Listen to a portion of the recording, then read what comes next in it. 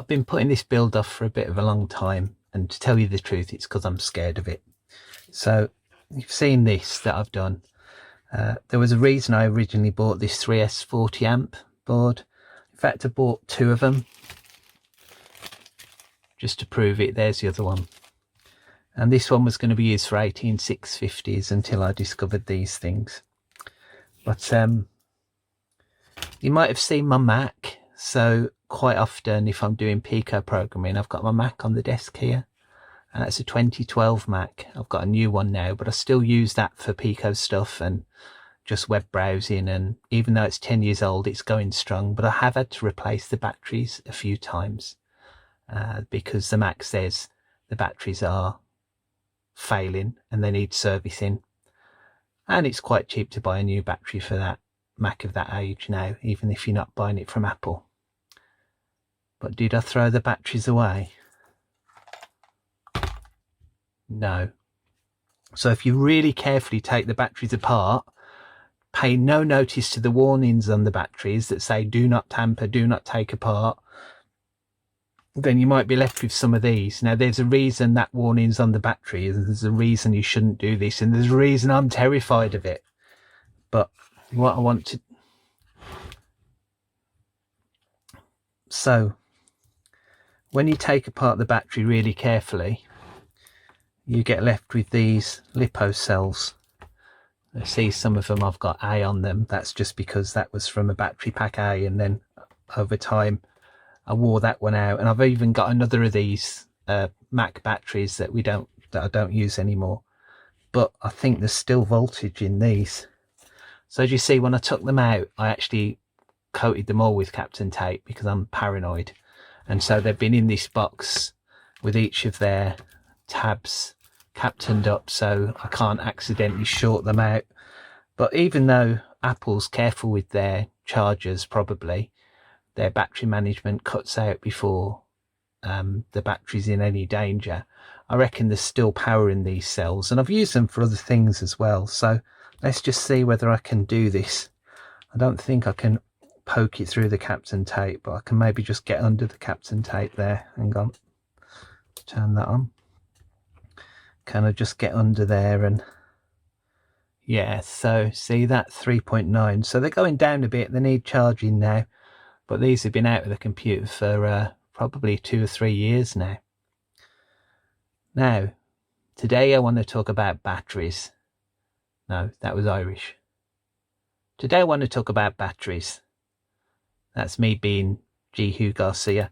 Don't know if you've ever seen his channels. He does some amazing stuff. He's got a camper van, as we call it. He calls it Samba van, which he converted to battery power. But he's stateside and he recycles batteries. He gets all manner of them. I'm sure at one point he got one from SpaceX. But he makes these really cool battery packs. So you see this in my hand that I've been trying not to hide. This is a new PCB that I made. So if you look at this, really on this PCB, there's 6 terminals. So what I wanted to do with this is turn this into a 3S pack. So I want to use that BMS and connect these together, triple them up. So each one of those is a cell. So you see there's these little tabs at the top of them, there's little copper tabs. In fact, that one's coming undone. I'll use that one. There's these little copper tabs at it. So my idea was that I can take these copper tabs, and when I created this board, I've put little holes in it. Can you see that? Little holes. And they line up with that. So the idea is I'm going to make a scary, powerful 12-volt battery pack now. Not one of those other things, but this is still from disposed devices. So I'll show you how I've wired this up. So I've wired it up very similar to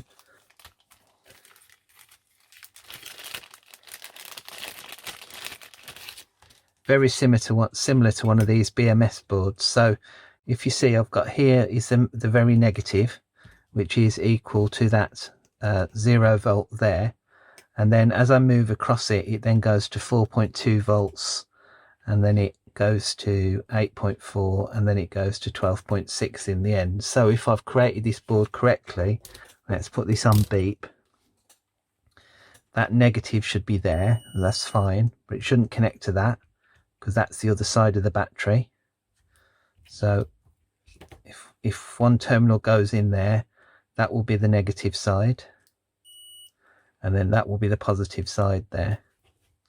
And then that positive side, it doesn't connect to any of the others. I checked that as well, but it connects to that one and that one. Then these two don't connect, but that one connects to that one, which is still negative on the outside. And then these ones up here connect to the final output. So you see what I'm trying to do there. So this is the input and the output that might go to the BMS as well.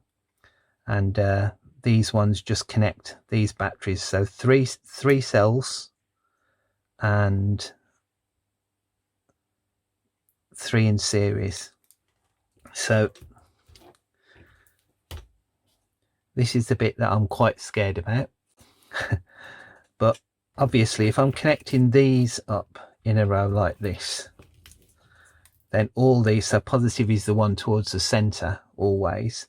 So I've got those there, so they're all positive, they're all negative, so there's no harm in connecting those together. It just makes turns these into one cell really, or one pack when you do that, and it's still not connecting to anything else. The voltage isn't going anywhere. But then the next set, as you can see from my board, I have to do this way around, and again that stops me wiring it up wrongly as well, because these are the other way around. So this positive there should connect to that negative, which is also that plus, battery 1 plus. A bit like I was confused on the other one. So I'm going to try and solder these all together, and then when it's soldered, if I've not burst into flames, we'll see what we can do with that next. Right, to begin with, I'm going to go through these and try and get the voltage, make sure they're all about the same voltage that I put in together. So I'll write the voltage on each one of them as I measure them.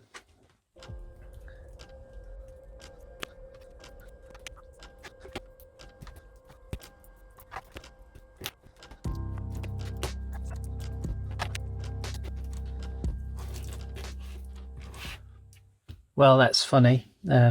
All of the A packs that I had were 3.9, and then the B packs were between 3.7 and 3.8. Some of these are marginal, flicking between them. So it looks like the BMS was holding them. The BMS that was in the battery pack before this was holding these at pretty balanced voltage. So I think I haven't got enough to use all of these the same way, so maybe if I use those 3.9s, try and get ones that are the same together. And I'm going to have a problem, aren't I? There's those 3.8s. I can definitely use those 3.7s, but they're not as good. So, well, let's try. I've got to make a risk somewhere, haven't I? Let's do those two and the 3.8. And then those 3.7s. So I'll wire them together like that, and I've got some spares. Okay, so let's start to connect these together then.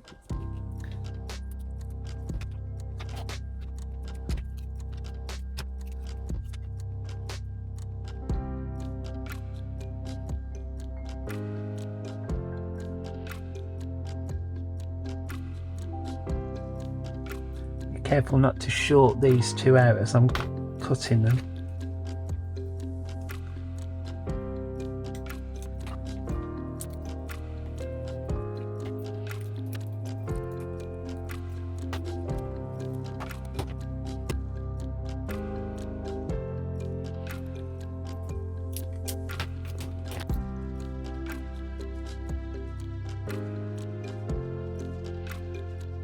Alright, so let's put the next row in. this is where it all, I've got some tape at the back of there, let's remove that.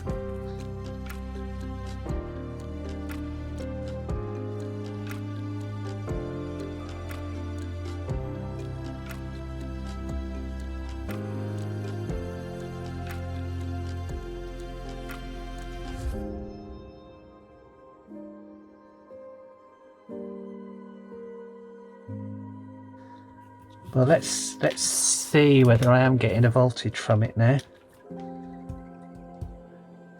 A bit scary, so I'll take negative from there and positive from over there. There we go, I'm getting 11.6 volts, about 12 volts, which is what I was hoping to get. So I'll just solder these on now. It feels okay, it feels... There's nothing getting hot, there's nothing shorting, otherwise I wouldn't get that 12 volts out. So let's just try and solder these.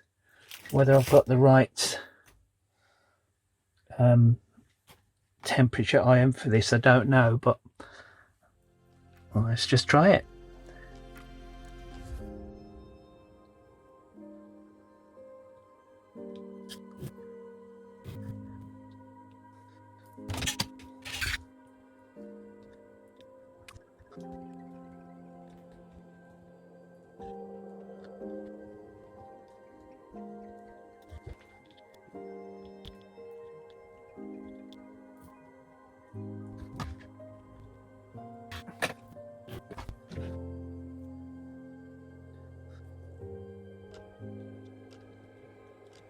Alright, so that's still not going hot, which is always a good sign. And I should be still getting around 11 and a bit volts out of it. Lovely. Alright, so that's definitely worked. I'm just going to finish this off now, make this look a bit nicer. This is definitely a Jehu Garcia thing. I've done some more that are just going to go at the sides. Hopefully they'll go on the sides like so. Nice. And then I've got another one. All from JLCPCB. And I am not sponsored. Hint, hint, JLCPCB. Use you all the time. But Spidermaf Industries. So I'm hoping those will go on like that. Like so. Now what Mr. Garcia does is he just tapes them all up with Captain, so let's do that. Just tape the corners off.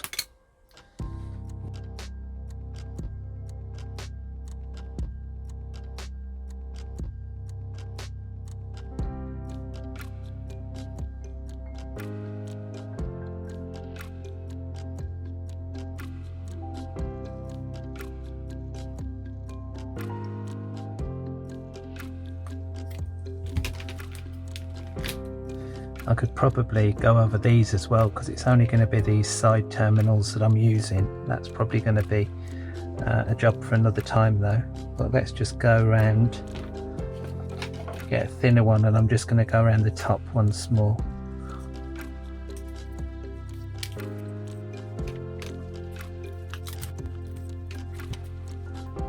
Alright, so there is Spider Lipo 12 volts. I mean, it's quite heavy. I'll have to measure to see how heavy it is. But that is something that I've wanted to do for quite a while, and as I said, I've been terrified of. Alright, let's put this battery meter on there and see whether that's registering for my 12 volts.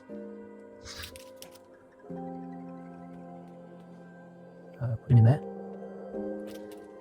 And it should come on when I put this one in. Yep, so let's just solder that on. But yeah, so that is 11.5 volts I've got coming out of it. So that seems to be okay. It's still not hot in any way, but that might be a reasonable pack to use. So the next thing I need to do is mount this on it. Obviously I'm not going to mount it directly on top of there, otherwise we get in a short. But if you notice, I've done it so that these values are exactly the same as these values here. So the next thing I do will be to solder all of that on.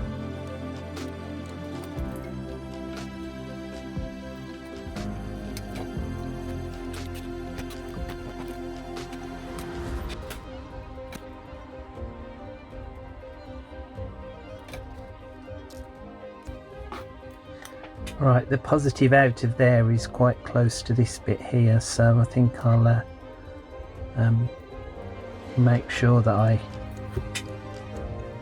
put it on this way, and I think again, just to hold it in place, just another bit of Captain tape, which may well degrade in the heat, but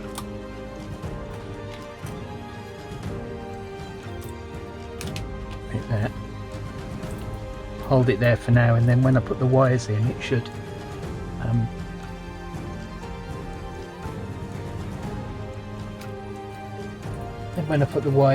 make it all a bit firmer, held in place.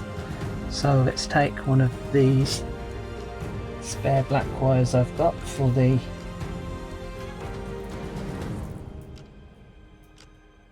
data wires, which are the joins between each of the two cells.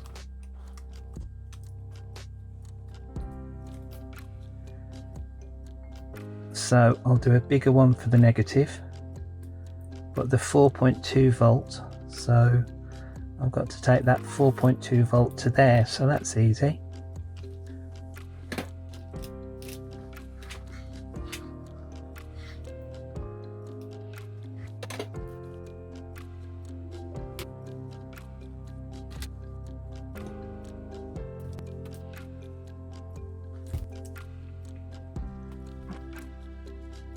So now I've got to do the 8.4s, I've got to go all the way over to there, so might need a longer wire for this one.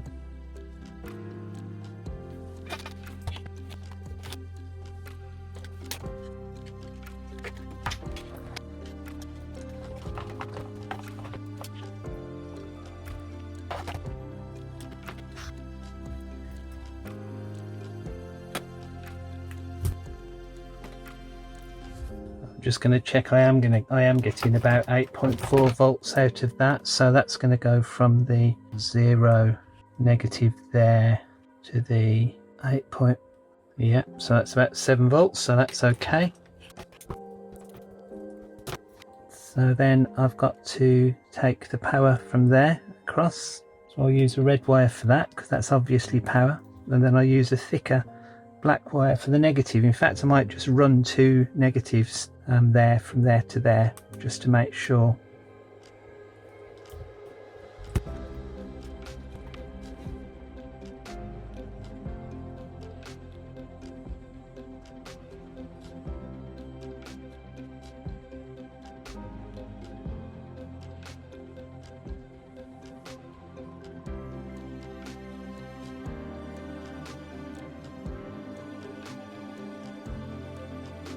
Okay, so I'm going to start at the BMS end so that I don't, the very last thing I do is wire up the live.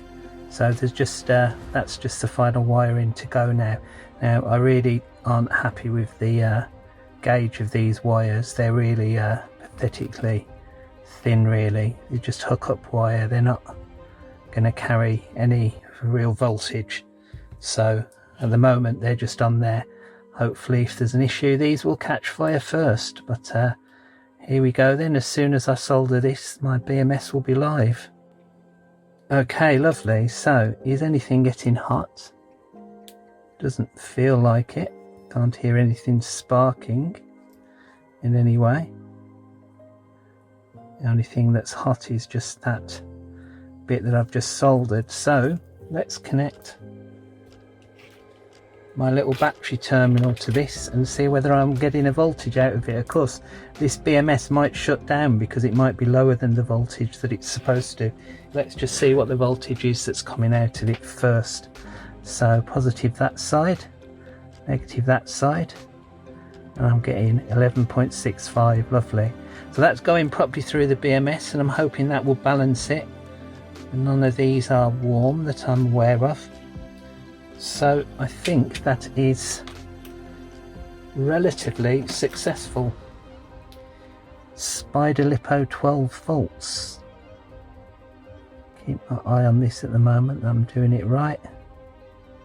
Don't want to do any last minute shorts, although this will be protected because I'm now connecting to the BMS rather than connecting directly to the batteries. So hopefully that will keep it connected and keep it level. I don't know whether this is a balancing one, but there we go. So I'm getting 11.5 volts out of it, which is very similar to what I was expecting.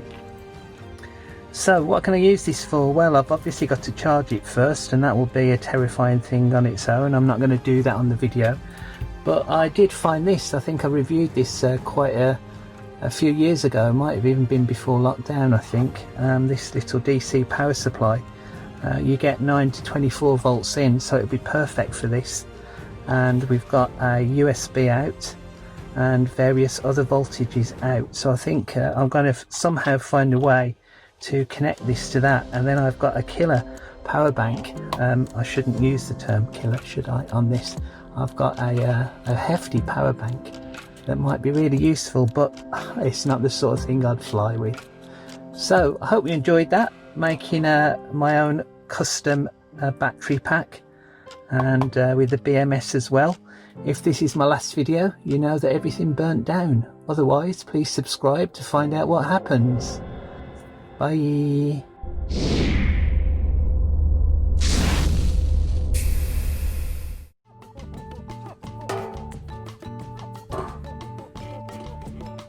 I'll just put this outside under some sandbags.